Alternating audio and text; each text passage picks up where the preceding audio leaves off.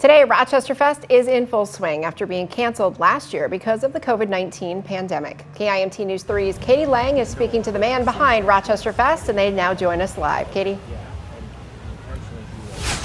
All right, thanks, Amy. That's right. After a year of having Rochesterfest canceled, the last year that I was sitting out here was in 2019. It was a rainy day. I came across a picture of it on Facebook today, and you know, not having events last year, 2020, it was just a bummer. You know, you see a lot of folks out here, they're excited, they're ready for a sense of normalcy. And as Amy said, join me now is Brandon Helgeson, and he is really the man behind Rochesterfest. Tell me a little bit about the preparations that went into this year after not having it last year. Which stage of it? I'm sure there's been a lot. No, we kind of joke because we say that we took what's normally 6 months and we crammed it into 6 weeks. We not knowing what was going to happen, we were planning for more of like a hybrid event where we had multiple parks and we're maybe splitting some things up. That was May 6th, May 7th at 1 p.m. We said, all right, let's go for it.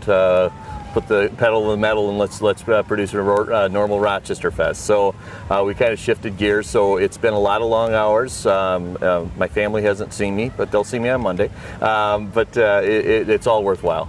How many vendors do you guys have out here this year? So we have 20, which is down a little bit from 2019. We had 24 vendors in 2019. A couple of them just simply didn't have the staff to come back after a pandemic. So that's part of what it was. We did reopen the application process back up, but again, just tough for people to get down there and have staff here for a week-long event. Well, and like you said, it was such a limited time to even plan, or you know, if they even had another event planned for a weekend or something and weren't able to commit. So exactly, and that's part of what we ran into. We also ran into the opposite of that, where there was a lot of people that we know we're not going to be involved, and then all of a sudden, when they found that we were going to be fully open, they were coming back out saying, "All right, how can we get involved?" Tell me a little bit about the theme of this year's Rochesterfest. Well, yeah, I was fortunate enough to have Judy Bratz as our chair 2 years, one of them non-operational, but she came up with that Let's Reconnect theme, and I think it's just, it's spot on. That's what it's all about. On a normal basis, it's about connecting with your neighbors and your friends, but here it's even more so, especially after not being operational, not being out in public for a year. And I know that reconnecting this year, you're also up against the Apache Mall has a carnival out here, and it was supposed to be Rochesterfest week. Yeah, it's a little disheartening to me personally, and I'm sure to some of my board members that we do have that competition out there.